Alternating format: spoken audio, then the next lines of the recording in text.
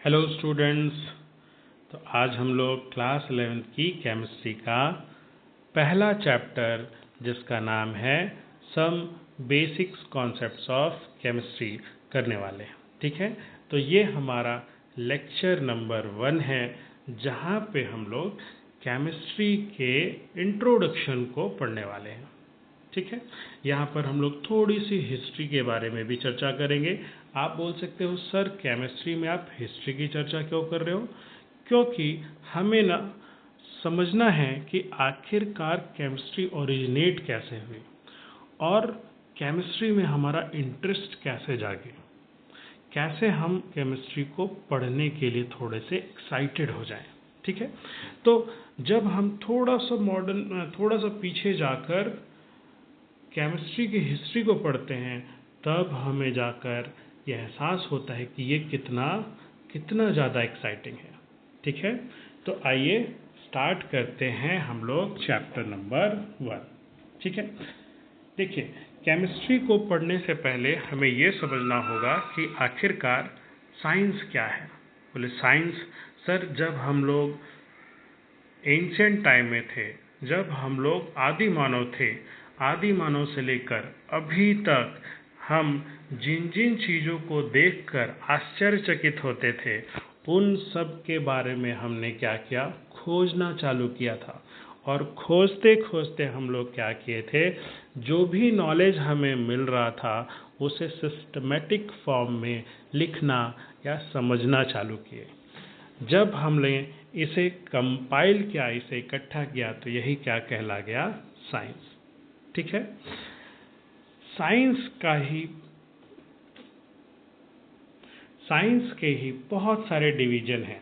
ठीक है, साइंस के बहुत सारे डिवीजन, साइंस के बहुत सारे पार्ट हैं, जिनमें से एक क्या है, केमिस्ट्री। और क्या है बोले, साइंस को हम लोग फिजिक्स के रूप में भी पढ़ते हैं, बायोलॉजी के भी रूप में पढ़ते हैं, जियोलॉजी के रूप में, या एक्सेट्रा बहुत सारे ब्रांच है जिसके बारे में हम लोग पढ़ सकते हैं। ठीक है, तो बोले केमिस्ट्री क्या है? केमिस्ट्री जो है साइंस की का वह ब्रांच है जिसमें हम लोग किसी भी सब्सटेंस की, किसी भी मटेरियल की प्रिपरेशन के बारे में पढ़ते हैं कि आखिरकार कोई भी मटेरियल कैसे बना। दूसरा हम लोग पढ़ते हैं उसकी प्रॉपर्टी के बारे में, फिर हम लोग उसके थोड़े से स्ट्रक्चर्स देखते हैं, और लास्ट सबसे इम्पॉर्टेंट जो आप लोग जानते हो, हम लोग केमिस्ट्री में रिएक्शंस देखते हैं। ठीक है, तो केमिस्ट्री ये तो मोटा मोटा सा रूप हो गया केमिस्ट्री का, लेकिन केमिस्ट्री का एक प्रॉपर डेफिनेशन क्या है? तो देखो, जब भी हम लोग किसी टॉपिक को पढ़ते हैं ना, तो हम लोग खुद का डेफिनेशन ना देकर जो कोई महान साइंटिस्ट होते हैं उनके डेफिनेशन के सहारे पढ़ते हैं। तो आज हम लोग एक साइंटिस्ट हैं जिनका नाम है रोवाल्ड हॉफमैन। क्या नाम है? Roald Hoffmann. इनके अनुसार केमिस्ट्री समझेंगे। रोवाल्ड हॉफमैन ने क्या बोला कि chemistry is a science of molecules and their transformation. इसका मतलब क्या है? इसका मतलब है केमिस्ट्री बेसिकली कुछ नहीं, मॉलिक्यूल्स की ही साइंस है। मतलब मॉलिक्यूल्स कैसे बनते हैं, उनकी क्या क्या प्रॉपर्टी होती है, यही क्या है, साइंस है। यही क्या है, सॉरी, केमिस्ट्री है। और उन्हीं मॉलिक्यूल्स का एक मॉलिक्यूल से दूसरे मॉलिक्यूल में बदल जाना यहाँ पर बदल जाने का मतलब है किसी एक कंपाउंड को ना बनाकर बहुत सारे कंपाउंड्स को बनाना ही क्या है, केमिस्ट्री है। मतलब मॉलिक्यूल्स अलग अलग तरीके से आपस में बॉन्ड बनाते हैं और नए नए कंपाउंड्स का फॉर्मेशन करते हैं, यही क्या है, केमिस्ट्री। ये जो मॉलिक्यूल्स होते हैं जब ये आपस में ना रीअरेंज होते हैं, रीअरेंज होके ये केवल 100-200 कंपाउंड नहीं बनाते, ये क्या कर सकते हैं, ये हजारों लाखों या अनंत इनफाइनाइट मॉलिक्यूल्स को बना सकते हैं। ठीक है, तो ये था मोटा मोटी रोवाल्ड हॉफमैन ने क्या बोला था केमिस्ट्री के बारे में।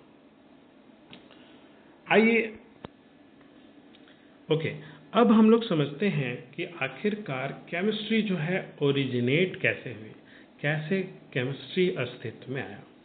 तो देखिए, हमेशा से व्यक्ति है वो क्या होना चाहता है, वो अमीर होना चाहता है। तो जब वो अमीर होना चाहता था तो वो क्या खोज रहा था, मतलब कोई भी मुझे ऐसा चीज़ मिल जाए, कोई भी ऐसा पत्थर मिल जाए जो क्या करे, जिसे मैं किसी भी बेसर मेटल को टच करूं या किसी भी मेटल को टच करूं तो वो किस में कन्वर्ट हो जाए, सोना में, गोल्ड में कन्वर्ट हो जाए। ठीक है, ऐसा मटेरियल, ऐसा कौन सा मटेरियल है, आप सब नाम जानते हो, पारस। जी हाँ, पारस। पारस को हम लोग अंग्रेजी में फिलोसोफर्स स्टोन भी कहते हैं। तो एक तो हमेशा से मानव क्या कर रहा था, मानव फिलोसोफर स्टोन्स खोज रहा था, पारस खोज रहा था। दूसरा, मानव हमेशा से अमर होना चाहता था। क्या होना चाहता था, अमर। मानव इमोर्टैलिटी को पाना चाहता था। किसको पाना चाहता था, इमोर्टैलिटी को। आदमी अमर होना चाहता था और इसी रूप में केमिस्ट्री डेवलप हुई, जिससे हम लोग एलेक्सिर ऑफ लाइफ बोलते हैं। तो इसी रूप में क्या हुई, केमिस्ट्री डेवलप होना चालू हुई। सबसे पहले पारस खोज रहा था व्यक्ति, फिर क्या हुआ, वो अमर होने के लिए जो जो चीज़ें कर सकता था वो कर रहा था। इसके बाद करीब 1300 से 1600 सी के आसपास, कब 1300 से 1600 सी या 1300 से 1600 एडी के आसपास में बोलो, केमिस्ट्री जो है सबसे पहले एल्केमी के रूप में आया। जब हम लोग पारस पत्थर को खोज रहे थे तभी क्या हुआ, तब जो केमिस्ट्री डेवलप हुआ वही बेसिकली क्या है, एल्केमी। फिर क्या हुआ, उसके बाद हम लोग इसी नॉलेज को हम लोग मेडिसिन्स के रूप में लेकर आए। मतलब हम लोग इसी चीज़ को बीमारियों को ठीक करने में यूज करने लगे और इससे एक नया नया रूप आ गया केमिस्ट्री का, जिसे हम लोग इलेक्ट्रोकेमिस्ट्री भी बोलते हैं। ठीक है, क्या बोलते हैं, इलेक्ट्रोकेमिस्ट्री, इलेक्ट्रोकेमिस्ट्री। ठीक है, ओके। अब हम लोग समझते हैं कि ओके सर, स्टार्ट हुआ पारस के साथ और फिर हम लोग किसके पास आ गए, एल्केमी से बढ़ते बढ़ते इलेक्ट्रोकेमिस्ट्री पे आ गए। लेकिन अभी हम लोग कौन सी केमिस्ट्री पढ़ते हैं, बोले अभी तो हम लोग मॉडर्न केमिस्ट्री पढ़ते हैं। बोले ये कब डेवलप हुआ था, बोले ये डेवलप हुआ था 18th सेंचुरी में। कब स्टार्ट हुआ था, 18th सेंचुरी में। कहाँ पर, यूरोप में। कहाँ पर, यूरोप में। ठीक है, ओके। इलेक्ट्रोकेमिस्ट्री के डेवलप होने के बाद आइए हम समझते हैं कि आखिरकार भारत का क्या रोल रहा है केमिस्ट्री में। तो आपको जान के आश्चर्य होगा कि सबसे पहले भारत बाहर केमिस्ट्री में बहुत ज़्यादा रेस था। सबसे पहले तो आपको समझना है कि केमिस्ट्री में भारत क्या था, बहुत ज़्यादा रिच था। आइए समझते हैं। केमिस्ट्री को भारत में किस नाम से जाना जाता था, रसायन शास्त्र के नाम से जाना जाता था। किस नाम से जाना जाता था, बोलिए, रसायन शास्त्र। और किस नाम से जाना था, रस विद्या के नाम से जाना जाता था। इसे रस क्रिया के नाम से जाना जाता था और या फिर इसे रस तंत्र के नाम से भी जाना जाता था। आपको जान के आश्चर्य होगा कि भारत में हमें 1300 से 1600 ईस्वी के आसपास, या मैं इनफैक्ट कहूँ उससे भी पहले, मेटलर्जी के बारे में पता था। मेटलर्जी मतलब किसी भी अयस्क से, किसी भी ओर से कैसे एक प्योर मेटल को एक्सट्रैक्ट किया जाता है, कैसे उससे प्योर मेटल निकाला जाता है, इसके बारे में भी भारत को आइडिया था। मतलब भारत के लोगों को आइडिया था। हमें तब से मेडिसिन्स के बारे में आइडिया था, हम तब से दवाइयाँ दे रहे थे।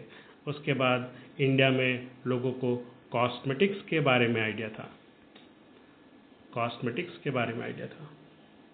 फिर क्या हुआ, इंडिया को ग्लास के बारे में, कांच के बारे में आइडिया था। हमें डाइज के बारे में पता था कि किसी चीज़ को कैसे कलर किया जा सकता है। आपको ये जान के और आश्चर्य होगा कि अगर आप हड़प्पन या मोहनजोदाड़ो संस्कृति देखो तो वहाँ पर हमें बेक्ड ब्रिक्स के बारे में आइडिया था, पके हुए ईंट के बारे में आइडिया था। हमें ग्लेज्ड पॉटरी के बारे में आइडिया था। ग्लेज्ड पॉटरी का मतलब होता है ऐसे पॉटरी जिसमें क्या हो, चमक हो, ऐसे घड़े या ऐसी कोई चीज़ें जिसमें चमक हो। हमें जिप्सम सीमेंट के बारे में आइडिया था। मेटलर्जी में हमें कॉपर, लेड, सिल्वर, गोल्ड, इनके साथ साथ टिन या आर्सेनिक को मिक्स करके कैसे उसकी हार्डनेस बढ़ाई जाए, कैसे उसकी हार्डनेस बढ़ाई जाए, इसके बारे में भी आइडिया था। ऋग्वेद में तो लेदर की टैनिंग के बारे में जानकारी मिलती है कि लेदर में कैसे टैनिंग किया जाता था, कैसे कॉटन को, कैसे कपड़ों को डाई किया जाता था, कैसे कपड़ों को कलर किया जाता था, इसके बारे में वर्णन है ऋग्वेद में। अथर्वशास्त्र में तो हमें सॉल्ट प्रोडक्शन के बारे में बताया गया है, कैसे समुद्र के पानी से हम लोग नमक बनाते थे, इसके बारे में बताया गया है। कैसे लिकर के बारे में बताया, कैसे लिकर बनाया जाता था, इसके बारे में अथर्व शास्त्र में वर्णन है। चरक या सुरुक संहिता में हमें एसिड के बारे में, ऑक्साइड्स के बारे में, सल्फेट्स या मेडिसिन के बारे में आइडिया मिलता है। ठीक है, तो देख सकते हो कि हमारी जो केमिस्ट्री थी वो कितनी रिच थी। ठीक है, इसके बाद आपको जानकर और अच्छा लगेगा कि अजंता एलोरा में जो पेंटिंग्स मिलते हैं वो पेंटिंग्स क्या हैं, उस पेंटिंग्स में ड्यूरेबल केमिकल मटेरियल्स का यूज हुआ था। तब भी उसी कारण आज भी जब आप उस पेंटिंग्स को देखते हो तो आपको उसमें बहुत सारे कलर दिखते हैं, बहुत सारे कलर। आपको उसमें टर्मरिक देखने को मिलेगा। येलो कलर के लिए उन्होंने किसका इस्तेमाल किया था? टर्मरिक। उन्होंने मैटर का इस्तेमाल किया था, सनफ्लावर यूज किया था, उन्होंने लाख का यूज किया था, इंडिगो कलर उसमें देखने को मिलता है। हमें परफ्यूम्स के बारे में हमेशा से आइडिया रहा, हमें कॉस्मेटिक्स के बारे में आइडिया रहा, हमें हेयर डाइज के बारे में आइडिया था, जो कि वेरी इंपॉर्टेंट कहाँ से मिलते थे? सारे प्लांट्स और मिनरल्स से मिलते थे। प्लांट्स तो आप समझ गए, मिनरल्स मतलब जो चीज़ें हमें प्रकृति से मिलती थी, मतलब जिसे हम खोद कर निकालते थे, वहाँ से भी हमें मिलता था। इंडिया में हमें इंक के बारे में, पेपर के बारे में जानकारी थी। और कब की बात है? ये 4th सेंचुरी ऑनवर्ड हमें ये जानकारी थी। हमें फर्मेंटेशन के बारे में पता था। फर्मेंटेशन जैसे आप जानते हो ना, जैसे घरों में इडली वगैरह बनाया जाता है तो उसको एक दिन पहले रख दिया जाता है कि ताकि वो थोड़ा सा फर्मेंटेशन हो सके उसमें, जिससे चीज़ें क्या होती, थोड़ी फ्लफी या स्पंजी बनती है। तो हमें इसके बारे में आइडिया था। ठीक है, लेकिन बोलोगे सर इतना जब आइडिया था तो आखिरकार अभी तक हमारे पास ये क्यों नहीं आया? अभी हमें क्यों अभी हमें अचानक से नया मॉडर्न केमिस्ट्री क्यों पता चल रहा है? क्योंकि जब हम गुलाम हुए तो अंग्रेजों ने, यूरोपियंस ने क्या किया? हमारे इन नॉलेज को दबाना चालू किया, और दबाते दबाते क्या हुआ? हमारी जो केमिस्ट्री थी वो डिक्लाइन होने लगी, और इसी के साथ साथ उन्होंने जो मॉडर्न केमिस्ट्री है वो हम पर थोपना चालू किया। तो जिस एल्केमी से इलेक्ट्रोकेमिस्ट्री के पास आ गए थे, अब वो क्या हो रहा था? वेस्टर्न नॉलेज आने के बाद वो क्या होने लगा? डिक्लाइन होने लगा। वेस्टर्न मेडिसिन आने लगी, जिससे ये सारी चीज़ें क्या हो गई? दब गई। जो हमारे इंडिजीनियस मेथड थे, जो हमारे भारत में मेथड्स बने हुए थे, वो भी क्या हो गए? फेड होने लगे, कम होने लगे। और धीरे धीरे इंडिया में मॉडर्न केमिस्ट्री आया, और ये किसके द्वारा आया? यूरोपियन साइंटिस्ट के द्वारा लाया गया। ठीक है, अच्छा चलिए अब समझते हैं कि आखिरकार इतनी सारी कहानी के बाद हमें आखिरकार केमिस्ट्री में पढ़ना क्या क्या है। देखिए, केमिस्ट्री में हमें सबसे पहले तो ये समझना है कि कोई भी सब्सटेंस होता है वो किससे बना होता है? बोले सर वो एटम्स और मॉलिक्यूल से मिलकर बना होता है। ठीक है, तो जब कोई भी मटेरियल एटम्स या मॉलिक्यूल से बना है तो आखिरकार वो किन किन एटम्स और किन किन मॉलिक्यूल से बना है, इसके बारे में हमें जानना होता है। इसके बारे में क्या करना होता है? हमें जानना होता है। फिर आखिरकार वो किस स्ट्रक्चर के साथ आपस में मिलते हैं जिससे कोई कंपाउंड बनता है, ये जानना होता है। फिर वो कौन कौन सी प्रॉपर्टी पोसेस करते हैं, ये पता करना होता है। और उनका इंटरैक्शन कैसा होता है, वो नेचर के साथ किस तरीके से इंटरैक्ट करते हैं, ये सारी चीज़ें हम लोग केमिस्ट्री में पढ़ेंगे। अब सिंपल भाषा में बोलूँ तो केमिस्ट्री क्या है? बोले ये साइंस है किसका? एटम्स और मॉलिक्यूल का। ठीक है, इसके साथ साथ हम लोग केमिस्ट्री में मोस्टली किसकी स्टडी करते हैं? क्वांटिटेटिव स्टडी करते हैं। हालांकि हम क्वालिटेटिव स्टडी भी करते हैं, बट एनसीईआरटी स्टार्ट में आपको बोलता है कि सबसे पहले तो हम क्या करेंगे? क्वांटिटेटिव स्टडी करेंगे, मतलब हम लोग मात्रात्मक स्टडी करेंगे। आखिरकार किस चीज़ को कितनी क्वांटिटी में, कितने मास के रूप में मिलाएं तो अगला कोई जो कंपाउंड बनता है वो किस मात्रा में बनता है, ये हमें केमिस्ट्री बताना चाहती है। तो ये टोटल आपको, ये जो टोटल है ये बेसिक सा हिस्ट्री था केमिस्ट्री के बारे में। अगला जो लेक्चर होगा वहाँ पर हम लोग इम्पॉर्टेंस ऑफ केमिस्ट्री के बारे में डिस्कस करेंगे। तो आप लोग तब तक इस लेक्चर को देखते रहिए और अपने दोस्तों के साथ शेयर करिएगा जिनको इसकी ज़रूरत है। Thank you very much.